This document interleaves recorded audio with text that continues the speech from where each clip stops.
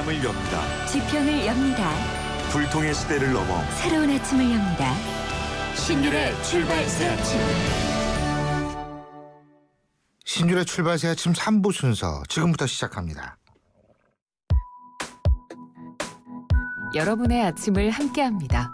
94.5MHz YTN 뉴스 FM 신율의 출발 새 아침.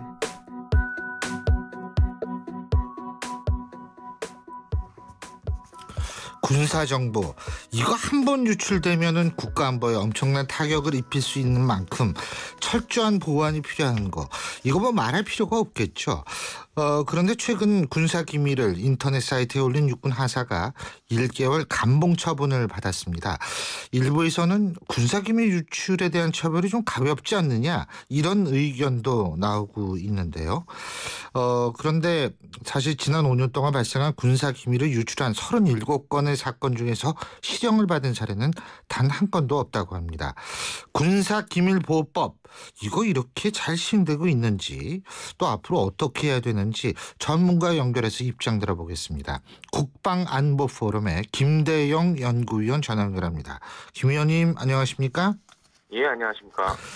자, 이번에 말이에요. 문제가 됐던 거 이게 그 지뢰 폭발 사건, 북한의 도발에 의한 지뢰 폭발 사건 때 발생한 거죠? 이 일이요, 지금. 그죠?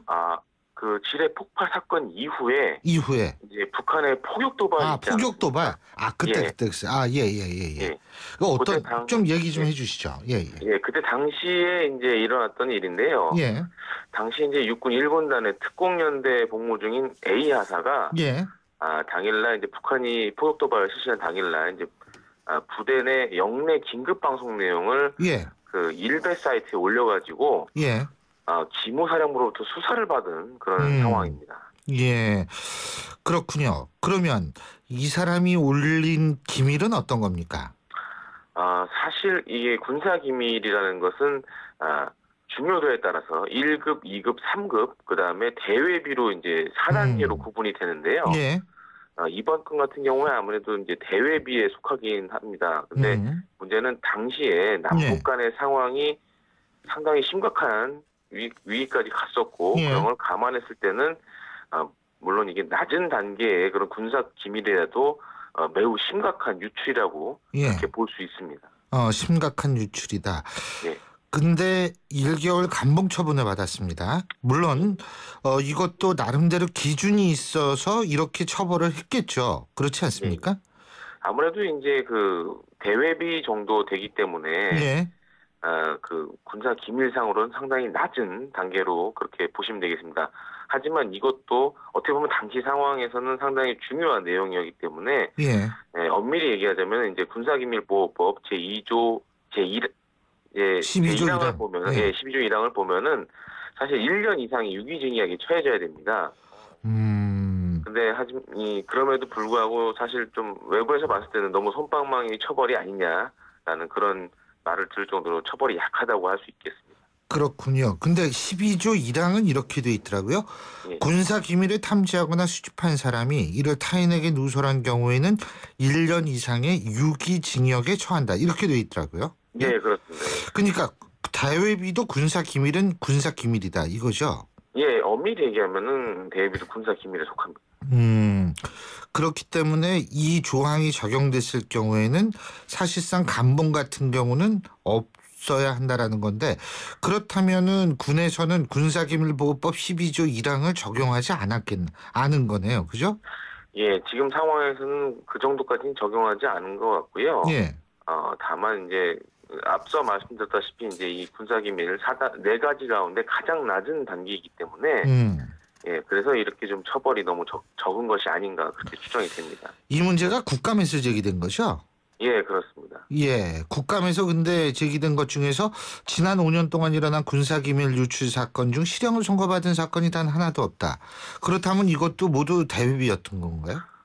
그렇진 않습니다. 사실 지난 2014년부터 올해까지의 그 사건들 살펴보면은 군사기밀 3급이나 2급 사건들도 꽤 있었습니다. 예.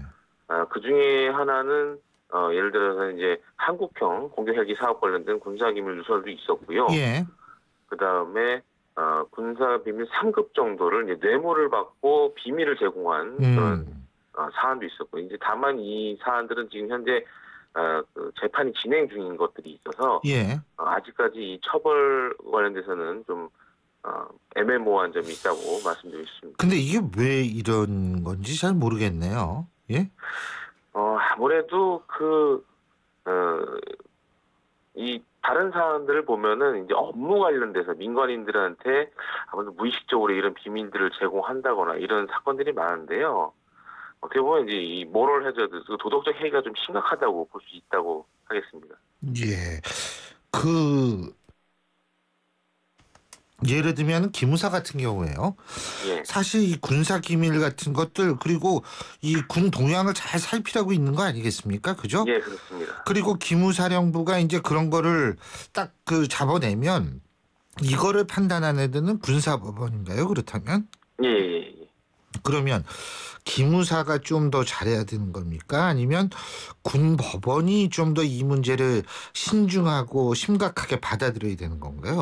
아무래도 두 개 부서 모두 문제가 있다고 봐야겠죠. 왜냐하면은 이제 국군 기무사령부 같은 경우는 이러한 사안을 이제 적발해내고 그다음에 계도하고 홍보하는 역할이 좀 많다고 볼 수 있고요. 그다음에 군사부원에서는 적절한 판단을 해서 실형을 내려줘야 되는데 사실 우리 군사법원이 이런 감경권이라는 것이 있어서 어떻게 보면은 이 지휘관들의 역량에 따라서 죄를 감경할 수 있는 그런 제도를 갖고 있습니다. 그렇기 때문에 사안에 따라서 이런 감경권을 발동하게 되면은 사실 법 적용이 제대로 안 되는 그런 문제가 지금 발생하고 있습니다. 그리고 이 군사기밀 유출한 사범 중에는 연관급 장교가 제일 많다 이런 분석도 있는데 왜 그렇죠 이게?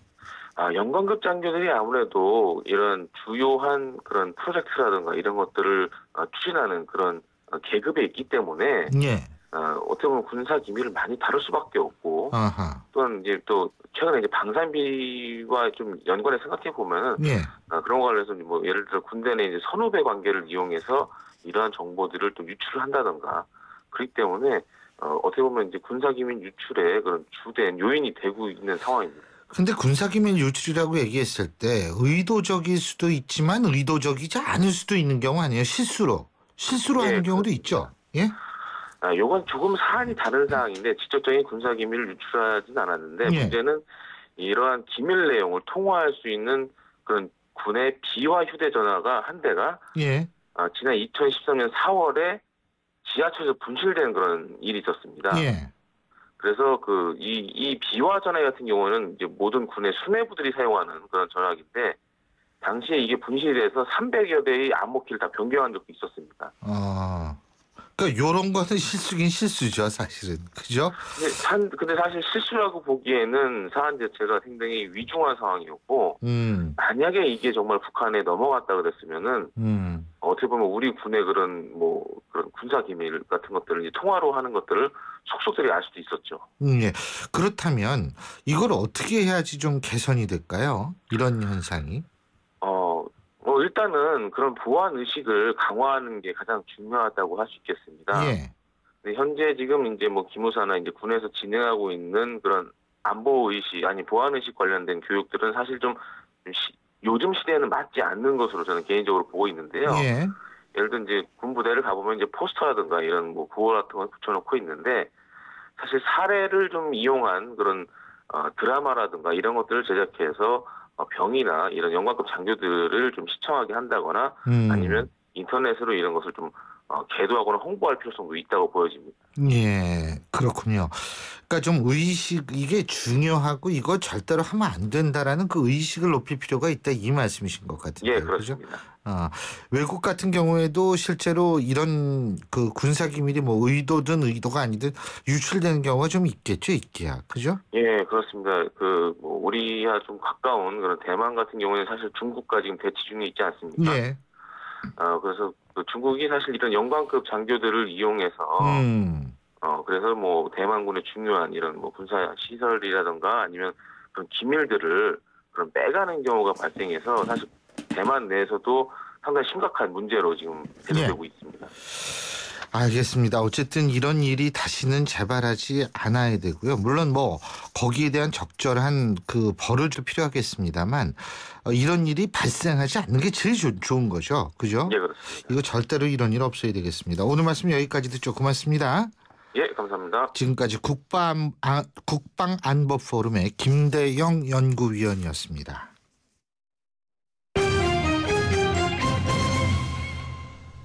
경제뉴스 알아보겠습니다. 최요한 경제평론가 전화 연결돼 있습니다. 안녕하십니까? 예, 안녕하십니까. 최 의원입니다. 예, 우리 정부가 ISD 그러니까 투자자 국가 소송에 휘말리게 됐다고 그러는데 이게 한미 FTA 체결 당시에 가장 독소 조항이라고 논쟁이 많았던 부분이거든요. 그렇죠. 예. 이게 외환은행을 매각한 미국의 사모펀드 론스타, 예. 그 현대 오일뱅크를 팔고 나간 아랍에미레이트의 한옥칼에 이어서 세 번째 사례인데요. 예. 어제 정부 관계부처에 따르면 이란계 업체인 엔테캅 그룹, 그러니까 우리 정부가 한-이란 투자정보 협정을 어겼다면서 투자부장 협정이요? 예, 국제중재 신청을 제기했다는 것인데요. 바로 대우 일렉트로닉스 매각권입니다. 예. 그러니까 캠코가 이제 대우 일렉을 파는 과정에서 캠코는 이제 우리나라 자산관리공사죠. 자산관리공사죠. 예. 예, 그 2010년 4월에 엔테캅을 우선 협상 대상자로 선정했고요. 예. 다음에 1월에 이제 본계약 체결한 뒤에 인수대금의 10%인 578억 원을 받았지만 2011년 5월에 매매 계약을 해지했습니다. 그 당시 금융권에서는 엔테캅이 인수대금 인하를 요구하면서 대급 지급 기일을 넘겼기 때문에 계약이 해지됐다는 걸로 알려졌는데, 그리고 나서 엔테캅이 법원에 소송을 냅니다. 그 법원이 2011년 11월에 대우일렉 채권단이 계약금을 돌려주되 엔테캅은 대우일렉의 그 외상물품 대금 3천만 달러를 갚아라 조정 결정을 내렸고, 아니 채권단이 이거 받아들이지 않았어요. 예. 이후에 2013년에 동부그룹으로 대우일렉이 넘어갔거든요. 일단 엔테캅 그룹이 그 중재 신청을 통해서 계약금 반환을 요구하고 있는 걸로 알려졌고요. 국제상거래법 UN 국제상거래법 위원회 중재 규칙에 따라서 이루어졌다라고 합니다. 그러니까 앞서서 론스타와 한옥칼은 세계은행 산하의 그 국제투자분쟁 해결센터에 중재를 신청한 거고요. 이번 신청은 중재와 절차는 비슷한데 기간만 다른 이제 유엔으로 넘어간 겁니다. 그렇군요. 예. 그리고요. 예. 이 또 한 가지 이제 그 한 달 가까이 진행된 거죠. 외국인 투자자들의 셀코리아. 예. 이거가 지금 좀 멈칫하는 모양이에요. 그죠? 그렇습니다. 예. 이게 결국 자동차하고 화장품 주식 덕분이라고 그러죠? 예, 그렇죠. 예. 그러니까 어제 한국거래소에 따르면요.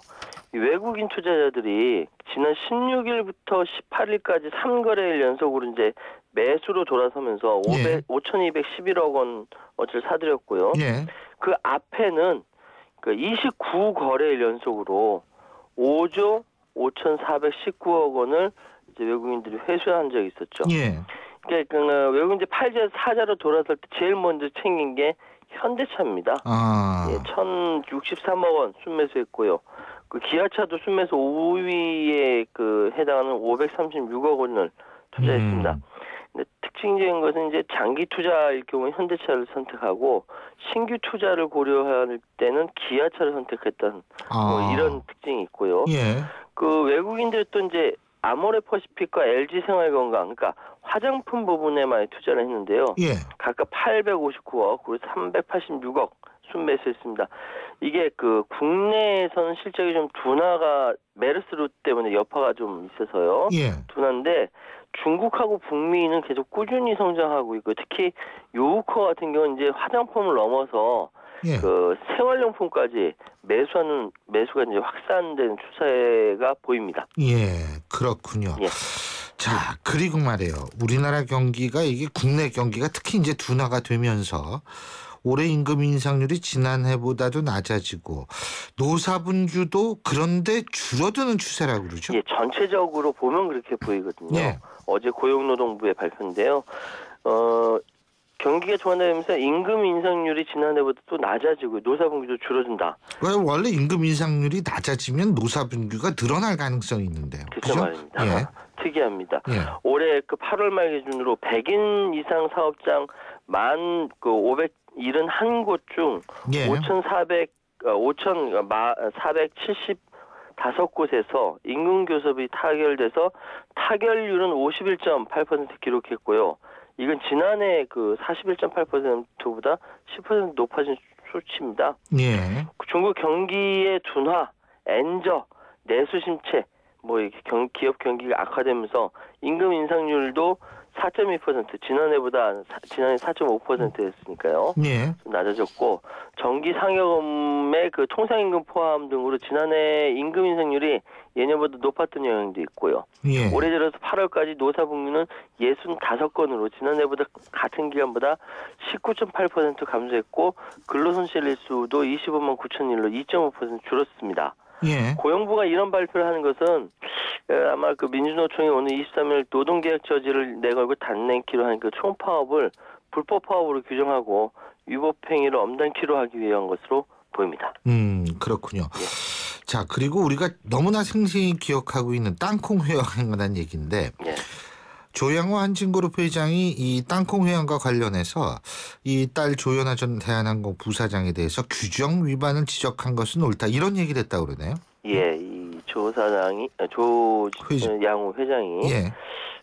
딸에 대한 생각을 털어놓은 거죠. 뭐 언론사 인터뷰에서 규정을 위반한 건 옳지만 문제는 딸의 성질이다. 승무원을 내려한 것은 정말 잘못된 거다라고 지적했습니다.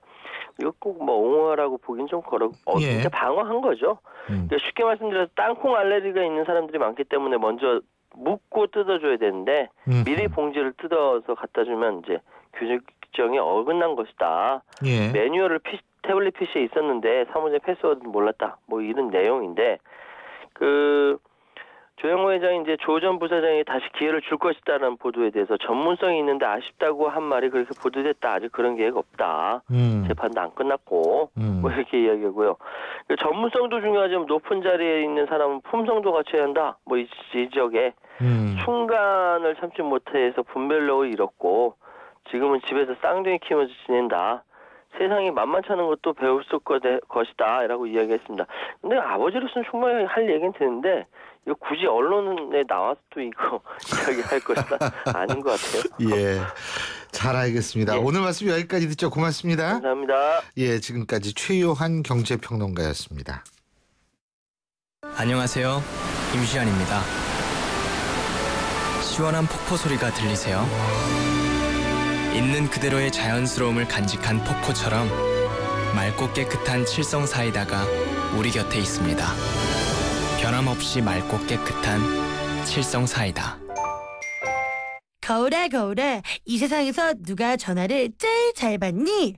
호로록 2588 이국주. 어머 내가? 하긴 대리운전 상담원 하면서 훈련 좀 했지. 고객님들이 개그도 잘한다고 칭찬도 해주셨어. 너 잘났다 너 잘났어 2588 2588 꽃보다 국주 2588. 신율의 출발새 아침 3부 순서는 여기서 줄입니다. 잠시 뒤 4부에서 뵙죠. 맥주 한 병 희야시 된 걸로 주세요. 이 동네는 내 나와버리니까 잘 아는데 여기가 핫플레이스야. 여러분, 외국어를 습관처럼 사용하고 있지는 않으신가요? 이제부터는 맥주 한 병 차가운 걸로 주세요. 우리 동네니까 내가 잘 아는데 여기가 요즘 인기 있는 곳이야. 이렇게 친근한 우리말로 바꿔 써보세요. 쉽고 친근한 우리말 사용. 우리말을 지키는 첫걸음입니다. YTN 라디오 언어문화 개선 캠페인은 국립국어원과 함께합니다. 얼마 전 출산을 해서 육아휴직을 쓰고 있어요. 아이 키우는 데만 전념할 수 있어서 좋아요. 전 육아휴직 대신 일하는 시간을 조금 줄여서 근무하고 있어요. 일도 하고 아이도 돌볼 수 있어서 정말 행복해요. 어머님이 편찮으셔서 병간호를 해야 하는데 고민이에요. 해결 방법이 없을까요? 네, 있습니다. 육아부터 가족 돌봄, 자기개발, 퇴직 준비까지 이제 필요에 따라 시간 선택제로 전환해 일할 수 있습니다. 물론 대우는 전일제와 달라지지 않습니다. 일과 삶이 행복해지는 시간 선택제. 이 캠페인은 고용노동부와 함께합니다. 날카로운 분석, 내일을 보는 시선. 신율의 출발새 아침. 신율의 출발 새 아침 3부 순서 시작합니다. 지금 시각 8시 29분 54초 지나고 있는데요. 교통 상황 알아보죠. 김미란 캐스터. 네, 출발 새 아침 교통정보입니다. 출근길 사고 여파로 더 소통이 어려운 곳이 있습니다. 국회대로 인천 방면 경인 세 번째 지하철도 부근 1, 2차로입니다. 화물차 8톤 물탱크차가 옆으로 넘어진 사고는 처리 작업이 조금 전에 다 마무리되면서 차량도 재개가 됐습니다. 다만 여파로 여의 2교 이전부터 영등포 부근길 정체가 심하니까 운행에 참고를 하셔야겠습니다. 경인고속도로 서울 방면 부천부터 신월까지는 5km 구간 아직은 밀리고 있고 반대 인천 쪽으로 서인천 부근에서 2km 구간 밀리고 있습니다. 서울 외곽 순환고속도로 판교에서 일산 방면 장수부터 김포요금소, 구리에서 하남분기점까지 24km 구간 밀리고 있고 광암 터널 부근부터 서안암 부근까지 4km 구간은 정체입니다. 반대 판교에서 구리 방면 판교 분기점부터 노우지 분기점 이후 송내까지도 14km 구간 밀리고 있는데요. 안현 분기점부터 도리 분기점 조남에서 횡계 요금소까지도 지금 17km 구간이 밀리고 있는데 출근길 사고는 나지 않도록 계속해서 안전운전에 유의하시기 바랍니다. 출발 새 아침 교통정보였습니다.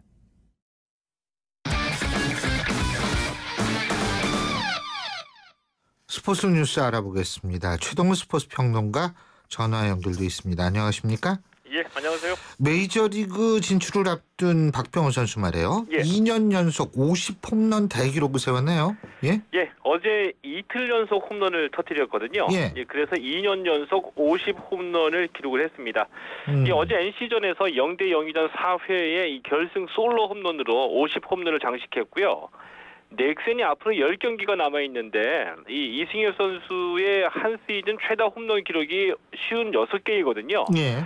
그래서 이 10경기에서 6개 이상 쳐가지고 새로운 기록을 만들기는 좀 어려울 것으로 예상은 되지만 예. 이 박병호 선수가 과연 올해 몇 개의 홈런을 기록할지가 관심에 모아지고 있고요. 예.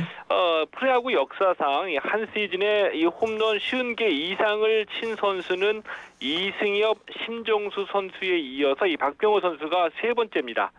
어제 경기에서 넥센이 NC를 4대1로 이겼습니다. 그렇군요. 그리고 어제 기아가 SK를 이겼는데 말이에요. 예. 올 시즌 가을 야구 마지막 주인공. 정말 정규 시즌 마지막 경기까지 이게 치러봐야 할 수 있을 것 같죠? 예. 이 선수들은 이렇게 되면 선수들은 애가 타겠지만 지켜보는 입장에서는 좀 더 재밌다고 이제 말씀드릴 수도 있겠고요. 예. 이 마지막까지 이 5위 다툼 벌이고 있는 기아하고 SK가 어제 이 정면 승부를 벌였는데 두 팀이 모두 다 에이스를 내세웠습니다. 이 양현종, 김광현 선수가 나왔는데 결국에는 기아가 7대0 완승을 거뒀습니다. 이 양현종 선수가 6이닝 무실점으로 호투한 반면에 이 SK 김광현 선수는 5와 3분의 1이닝 동안 4실점하면서 무너졌고요. 이 롯데가 현재 5위인데 이 SK가 승차 없이 승률에서 뒤져서 6위고요. 이 기아가 5위 롯데의 반경기 차 뒤져서 7위인데 이 롯데, SK, 기아 이 세 팀이 마지막까지 이 가을 야구 할 수 있는 마지막 티켓 한 장을 놓고 다투게 됐습니다. 예. 자, 그리고 스포츠라는 것이 과연 어떠한 것인지 이것을 다시 한번 생각해 보게 되는 일이 있었는데 축구장에서의 감동 얘기인데 말이에요. 시리아 난민 소년이 꿈을 이루게 된 일이 레알 마드리드 홈구장에서 이루어졌다고 그러죠? 예, 맞습니다. 아마 다들 기억하실 텐데요. 지난 8일에 이 헝가리 국경지대에서 이 헝가리 카메라 여기자가 발을 걸어가지고 넘어뜨린 거. 있었죠. 그때 아버지가 등에 아들을 업고 있었잖아요. 근데 그 소년이 바로 지난 19일에 레알 마드리드 홈구장에 등장을 한 겁니다. 근데 혼자 나오는 것이 아니고 자신이 우상으로 삼았던 호날두의 손을 잡고서 레알 마드리드 홈구장에 등장을 하게 된 거였었죠. 아, 그렇군요. 예. 근데 그 아버지가 축구 관계자 아니에요? 제 기억에? 예, 맞습니다. 이 아버지 오사마 마툴 모센 씨가 사실은 그 시리아에 있을 때의 프로팀의 감독이었습니다. 그래서 이 사연을 듣고서 이 스페인 정부가 이 아버지 모센 씨에게 이 스페인에 있는 그 국립 축구 코치 트레이닝 센터에서 코치직을 제안하게 된 거고요. 이 레알 마드리드도 함께 이 모센 씨 가족을 초청해가지고 이 어린 소년 자이드가 호날두와 함께 이제 그라운드에 서게 된 거죠. 예. 이 가족들에게는 뭐 난민 생활을 하다가 미래를 뭐 내일조차도 기약할 수 없게 됐는데 뭐 자신들의 꿈을 이루다 보니까 영화보다 오히려 더 영화 같은 일이 현실이 됐다 이렇게 볼 수도 있는 겁니다. 이 전화위복이라 그러죠. 그 저 다리 걸은 여기자 덕분에 이게 그냥 굉장히 이 주목을 받게 되고. 그래서 오히려 그렇죠. 이게 전화위복이에요. 그러니까 나쁜 일이 아주 좋게 반전이 된 케이스인데 말이에요. 예. 자, 그리고 박태원 선수 얘기 좀 해보죠. 박태원 선수 일본에서 훈련하는 모양이죠? 어제 일본 갔다 그러네요. 예, 그렇습니다. 그 도쿄 인근에 하치오지시라고 이 조그만 도시가 있거든요. 예. 여기에 이제 호세이 대학교가 있는데 이 학교 수영팀하고 함께 훈련하기 위해서 어제 일본으로 출국을 했습니다. 그동안 올림픽 수영장에서 매일 저녁에 2시간씩 훈련을 해왔는데 훈련장이 절대적으로 부족하기 때문에 좀 더 나은 환경을 위해서 일본으로 건너갔다고 볼 수가 있겠고요. 이 도핑과 관련한 징계가 박태환 선수 내년 3월에 끝나는데 현재로서는 박태환 선수 국가대표로 선발될 수 없기 때문에 내년에 올림픽에 출전할 수 없는 상황입니다. 그렇군요. 예, 오늘 말씀 여기까지 듣겠습니다. 고맙습니다. 예, 고맙습니다. 예, 지금까지 최동호 스포츠 평론가였습니다.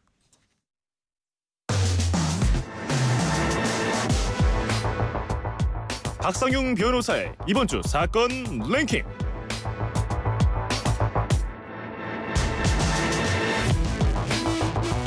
사람 사는 세상이 늘 그렇듯이 지난 한 주도 각종 사건 사고 정말 많았습니다. 참 그중에선 비극적인 사건 사고도 많았는데요. 자, 한번 정리해보는 시간이죠. 이번 주도 평택경찰서장 출신 박상용 변호사와 함께하겠습니다. 어서 오십시오. 예, 안녕하십니까. 예, 이번 주 제일 먼저 얘기할 사건 어떤 거죠? 트렁크 시신 사건이죠. 아, 김일곤이? 예, 김일곤. 예. 체포됐죠. 근데 김일곤이가 말이에요. 예. 이게 원래는 오토바이 날치기 좀도둑이었었다 그러더라고요. 예? 특수절도로 22범이었습니다. 그 특수절도라는 게 오토바이도 들어갑니까? 그렇습니다. 예, 맞습니다. 오토바이 날치기도? 그렇습니다. 근데 어떻게 이렇게 됐을까요? 이건 김일곤이 진술인데요. 예. 범행 동기에 대해서 여자를 납치해가지고 살해까지 한 경위가 뭐냐 하고 수사관이 따지니까 김일곤이 하는 얘기가 예전에 자기가 오토바이 타고 가다가 교통사고가 났었다. 자기는 피해자인데 오히려 자기가 가해자가 됐다. 그래서 형사도 자기를 가해자로 몰았고 법원에서 판사도 벌금 50만 원을 선고했다. 그래서 자기가 자기가 피해자인데 가해자를 찾아가가지고 노래방 주인입니다. 찾아가가지고 네가 벌금 50만 원 내야 한다. 7차례나 가가지고 칼을 들고 와서 위협했는데 얘가 오히려 난 못 내겠다. 예, 그렇게 한 모양입니다. 그래서 이 노래방 업주에 대해서 анг심을 품고 얘를 좀 유인해가지고 살해를 해야 되겠다. 해가지고 노래방 여성을 주인을 유인해서 그렇죠. 살해를 하기 위해서 그 미끼로 여성이 필요했다. 그래서 이번에 트렁크 시신 그 살해 여성을 갖다가 마트에서 유인해가지고 납치한 거다. 언뜻 듣기에는 이게 이해가 되지 않거든요. 말이 안 되는 그렇죠. 도우미로 유혹을 해가 취업하겠다고 유혹을 해가지고 노래방 업주를 불러내가지고 칼로 찌르려고 했다. 너무 복잡하죠. 그렇습니다. 예.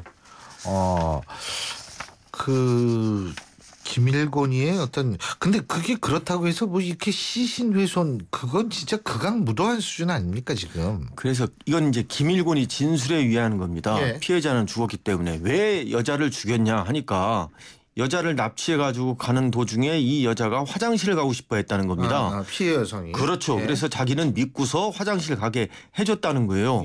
근데 이 여자가 갑자기 마음이 돌변해가지고 도망가려고 했다는 거예요. 그래서 그 여자를 잡아가지고 못 도망가게 한 다음에 이제 하니까 여자가 막 차 문 밖으로 소리치고 하니까 자기가 목을 조르고 칼로 찔렀다는 거거든요. 그게요. 그러니까 평소에 김일곤이라는 사람이 소위 말하는 여성에 대한 증오라든지 이런 게 없으면 이게 이런 식의 잔혹 범죄가 일어나지 않는 거 아니에요? 김일곤이의 성장 환경을 우리가 볼 필요가 있습니다. 김일곤이가 이제 중학교 때 가출을 했거든요. 그 후에부터 이제 절도 폭력으로 해가지고 전과 22범이 됐고요.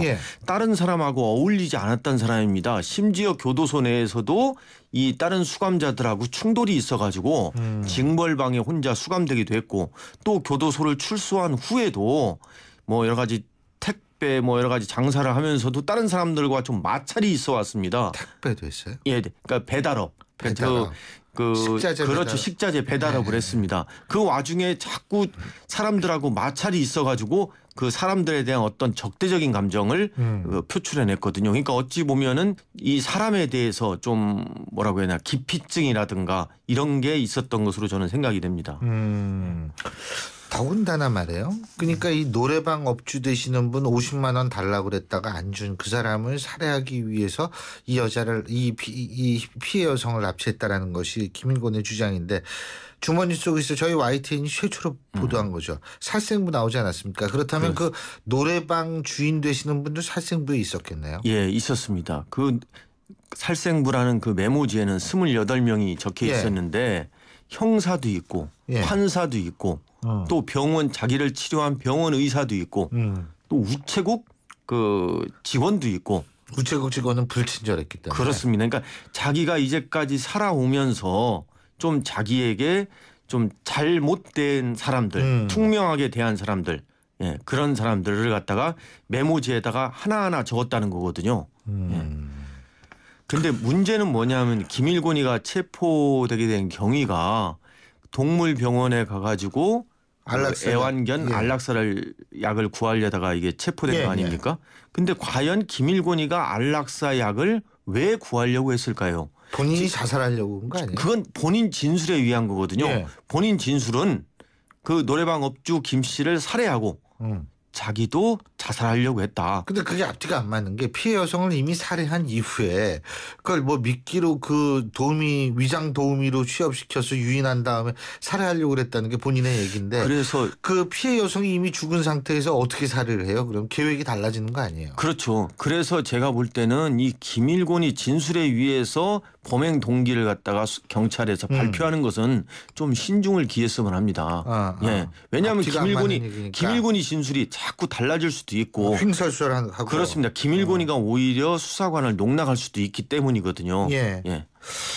그렇군요. 그래서 어쨌든 근데 이번에는 참 용감한 시민 2분. 그렇습니다. 그리고 용감한 이 경찰관 2분. 이 4분 덕분에 이런 그 김일곤이 같은 사람을 이제 잡을 수가 있었는데 전 좀 굉장히 아슬아슬하다고 봤어요. 맨손으로 잡은 거나 마찬가지예요. 그러니까 흉기를 가지고 있는 사람 그리고 반항할 수도 있었는데 체포에 경찰관 2명이 맨손으로 잡았거든요. 그중에 한 사람은 57살. 경위입니다. 정년이 앞으로 3년 남은 사람이거든요. 사람들이 그렇게 생각합니다. 칼 들고 있는데 당연히 경찰관이 총을 쏘아야 될 거 아니냐 아니면은 테이저건을 쏴야 할 거 아니냐 글쎄요. 이런 얘기를 많이 하거든요. 저도 마찬가지입니다. 칼을 들고 있는 범인을 향해서 제가 볼 때는 맨몸으로 달려든다는 것은 상당히 위험하거든요. 테이저건을 쏴야 되거든요. 그래서 저는 이번 기회에 좀 테이저건이 파출소에 한 2대 내지 3대뿐이 없습니다. 직원들은 한 8명인데 근무하는 직원들이. 그래서 좀 사실상 총보다는 테이저건을 쏘아서 범인을 제압하는 경우가 많거든요. 테이저건을 좀 1인당 하나씩 지급을 해줘야 되는 거 아닌가 그렇게 생각하고요. 또 이 흉기로 그 경찰관에게 데려다 보면은 경찰관이 부상당할 염려가 있습니다. 방검복. 칼에 찔려도 그렇습니다. 지금 방검복은 너무 무겁대요. 너무 무거우니까 직원들이 그거 입고서 뛰면은 지칩니다. 그 가벼운 것도 있을 텐데요. 그죠? 개발하면 되죠. 그리고 꼭 입지 않더라도 중요한 그 급소라든가 이런 데만 좀 가릴 수 있게끔 뭐 이런 거. 그렇습니다. 어쨌든 근데 이 또 한 가지 이제 그 마트에서 김일곤이가 주로 범죄 행각을 벌였는데 이 마트 그래서 이게 요새 여성분들이 굉장히 두려워한다 이런 얘기도 나오고 있는데 이 물론 뭐 마트마다 뭐 좀 사정은 다르겠죠. 더 잘 돼 있는 데도 있고 안 돼 있는 데도 있을 텐데 어떻게 해야 됩니까 이거? CCTV만 설치한다고 될 문제는 아닌 것 같은데. CCTV만 설치하면 뭐합니까? 그 CCTV를 관찰하는 사람이 있어야 되거든요. 지금 마트에 지하주차장 가보면은 지하주차장에서 차를 안내하는 사람만 있지. 그렇죠. 지하주차장에 사람들이 왔을 때 차를 탈 때 모니터를 통해서 감시하는 사람이 없거든요. 이 대형 마트도 문제입니다. 왜냐하면 물건 없어지는 것만 보지 사람이 다치는지 안 다치는지 범인은 항상 관찰하는 사람이 없는 곳을 노리거든요. 이번 김일권이 같이 마트의 지하 주차장에는 그걸 관찰하는 사람이 없습니다. 얼마든지 그 범행을 노릴 수 있는 허점이거든요. 그래서 사람을 좀 배치해야 됩니다.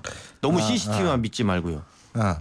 그리고 제가 한 가지만 좀 부탁드리고 우리 청취자 여러분 꼭 이 카트 갖다 놓으실 때 자동차 문 잠고 갖다 놓으십시오. 김일곤이를 보니까 카트를 갖다 놓는 그 사이에 그러니까 물건을 자동차에 싣고 카트를 다시 갖다 놓지 않습니까? 그때 대부분 문을 안 잠고 가는 그 시간을 노려서 뒤에 타가지고 이 운전 여성이 타자마자 뒤에서 이제 이 납치를 하는 거.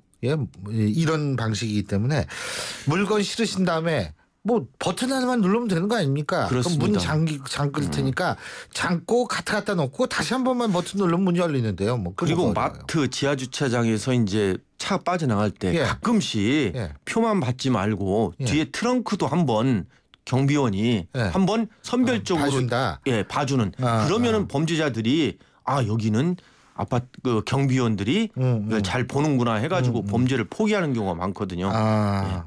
그러니까 꼭 좀 우리 청취자 여러분 마트 가셨을 때도 지하 주차장에 때 카트 옮기실 때도 문 꼭 자동차 문 잠고 카트 갖다 놓고 다시 문 열고 그러니까 3단계죠 뭐. 문 열어서 찬 물건들 차에 싣고 다시 문 잠고 카트 갖다 놓고 다시 문 열고 차 타고 가시면 돼요. 그건 김일곤 같은 사람한테 절대로 기회를 안 주는 겁니다. 자, 다음 사건 어떤 겁니까? 참 서글픈 사건입니다. 제주의 어린이집 일가족 그중에는 그 어린이집 원장 그다음에 그 중학생 그리고 초등학교 4학년 그 자녀까지 잔인하게 그 칼로 찔러 죽이고요. 자기는 그 목매달아 자살을 했습니다. 근데 이제 이 가정이 4년 전에 재혼한 가정이라고 그러더라고요. 그렇습니다. 그죠? 이 4년 전에 재혼을 했는데 좀 다툼이 있었던 것 같아요. 여러 가지 가정 불화가 4년 사이에 가정 불화가 많았는데 이 남자는 이 여자가 어린이집 원장을 하고 있었는데 이 남편 되는 사람은 그 어린이집 운전 차를 몰았다고 합니다. 그러니까 어떻게 보면은 일정한 직업이 없었던 거죠. 근데 이 남편이 죽으면서 메모지에다가 그 글을 딱 남겼는데 뭐냐면은 잘 떠나가겠다 이런 얘기했거든요. 그러니까 제가 볼 때는 뭔가 이 여자하고 부인하고 뭔가 갈등이 있었던 것 같습니다. 거기에서 뭔가 이제 좀 참지 못하고 잔인하게 살해를 하지 않았나 이런 생각이 듭니다. 근데 그리고 이제 이게 그러니까 이 동반 자살이냐 살인이냐 그랬을 때 대부분의 전문가들은 지금 살인으로 추정을 하더라고요. 그러니까 일단은 그 피해를 당한 아동들도 이 남자의 자식이 아니고 그리고 어쨌든 뭐 그런 상황이 벌어졌기 때문에 뭐 자기 자식이 아니라 떠나가지고 이 죽인 잔혹성을 볼 때에는 이거는 동반 자살이 아니라 살인일 가능성이 높다. 이런 판단들을 대부분 하더라고요. 저는 이 동반 자살이라는 용어도 좀 잘못됐다고 생각합니다. 어떻게 보면 자살은 범죄거든요. 자살을 부추기는 것도. 그리고 이 각자의 방에서 죽였습니다. 이 부인은 침실에 있었고 또 자녀는 각자의 또 침실에 있었는데 문제는 뭐냐 하면은 아직까지는 물론 부검을 해봐야 알겠지만은 수면제라든가 또는 아이들이나 이 처가 반항하는 흔적이 아직까지는 없습니다. 그렇기 때문에 부검을 하면 그 결과가 나오는데 그럴 가능성이 있다라는 것이 일반 전문가들의 얘기인데 다른 소식도 뭐 있습니까? 이 안동에서 이 층간 소음으로 그 가스를 갖다가 LPG 가스를 갖다가 폭발을 시켰습니다. 정말 안타까운 일인데요. 이 남자 60대 남자인데 이게 층간 소음 문제가 7, 8년 전에 있었다는 겁니다. 그런데 갑자기 이 층간 소음 때문에 내가 못 살겠다 해가지고 가스 밸브를 틀어가지고 방화를 한 다음에 그리고 자기는 투신 지금 자살을 시도했다고 합니다. 야, 어떻게 층간 소음 이게 이렇게까지 이게 심각한 문제예요. 우리 사회적 문제가. 그런데 이 아파트가요. 21년 전에 지은 아파트라 예. 층간 소음의 어떤 규제라든가 그걸 적용을 받지 않은 아파트라고 합니다. 그리고 이 남자가 좀 여러 가지 어려운 점이 정신적인 스트레스가 있었던 모양입니다. 아하. 뭐 치매 노모도 뭐 모시고 있었고 여러 가지 스트레스가 있던 차에 뭔가 이 위층에서 막 그 소음이 나니까 그걸 자극하지 않았나 하는 개인적으로 그러한 생각이 듭니다. 뭐 그런 것도 있겠는데 어쨌든 이 사람은 그러면 구속되는 거죠? 지금 일단은 건점을 방어죄 아닙니까? 그렇죠. 근데 문제는 뭐냐면요. 이 사람이 지금 뭐 중태입니다. 거의 말도 못한다고 합니다. 예. 아 4층에서 뛰어내려. 그렇죠. 예. 그래서 뭐 지금 현재는 뭐 불구속 여부를 떠나가지고 치료를 받아야 되는 형편입니다. 근데 지금 어제 인터넷도 잠깐 봤는데 뭐 추석에는 더 이런 문제, 층간소음 문제가 많으니까 조심하자 이런 얘기가 나올 정도로 지금 약간 심각한 사회적 문제예요. 예? 근데 문제는 뭐냐면 층간소음에 대해서 어떤 특별한 대책이 없다는 겁니다. 서울시에서 가이드라인을 제시했지만은 이 가이드라인이 뭔지도 잘 모르고 또 층간소음 문제는 밤에 일어나거든요. 밤에 층간소음으로 심각하다. 그리고 또 보복 범죄로 이게 이루어집니다. 예. 그럼 아파트 관리소에다가 얘기하면 뭐 하겠습니까? 조용히 해라. 아니 주의만 경고만 하죠. 경찰에 신고해도 경찰에서는 형사처벌할 수 없으니까 그렇죠. 예, 그냥 주의와 경고 조치에 끝나거든요. 그런데 이게 경찰관이 돌아오고 난 다음에 보복 범죄가 일어난다는 게 문제가 심각한 겁니다. 참, 이것도 우리가 서로 좀 조심해야 될 부분이고요. 자. 우리 박상준 변호사께서 매주 한국의 법 이것만은 고치자. 법 집행기관 이것만은 고쳐보자. 이거 말씀해 주시는데 오늘은 어떤 얘기입니까? 김일곤이가 전과 22범이었는데 출소한 후에 또다시 범죄를 저질렀습니다. 이거는 뭐가 문제겠습니까?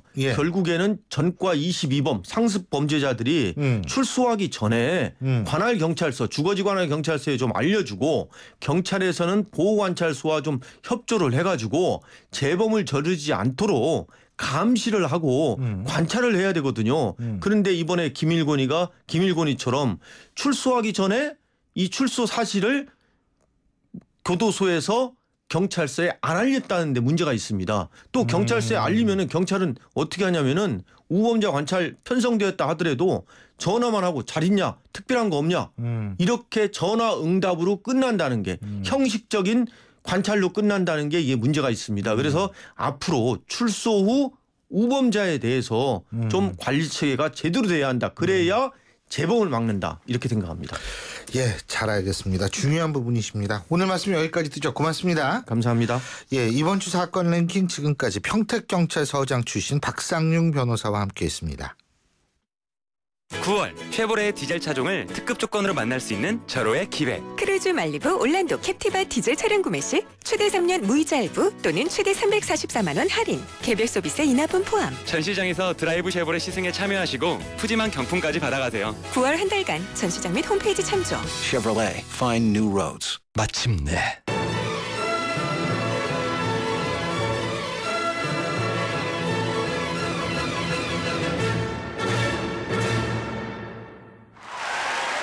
숨이 멎을 듯한 절정에 살다.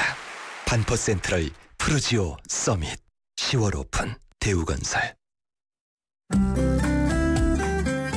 자, 오늘이 화요일이죠. 오늘 저희가 준비한 순서는 여기까지입니다. 오늘 하루도 여러분 인생의 최고의 멋진 하루가 되시기 바라겠습니다.